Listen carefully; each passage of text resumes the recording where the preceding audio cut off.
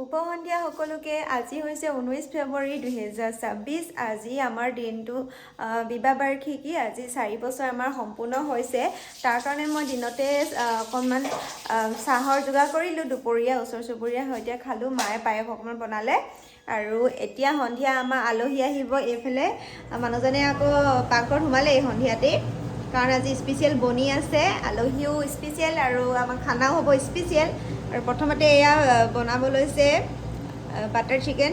তাৰ কাৰণে বিলাহী পিঁয়াজ আৰু এইফালে বনিব তিল গাহৰি, তিল গাহৰি বনিব। আৰু এইফালে সৰু আলু ভাজি হ'ব, ঘৰৰে হয়। এইফালে মই পোলাও বনাম, তাৰ কাৰণে বস্তুবোৰ ৰেডি কৰি ৰাখিছোঁ। আলহী আহিব, এওঁৰ লগৰ ছাতি ধোৱা বন্ধুৱেক, আৰু মোক টেষ্ট দিছিলে। আৰু মই বেটী প্ৰেগনেঞ্চিৰ সময়ত লগৰে আৰু আহিব, আৰু ষ্টাফৰ এজন আহিব। হে হয়নে, কি ক'বা? পিছত দেখুৱাম ন, একেবাৰে ফাইনেল লুক।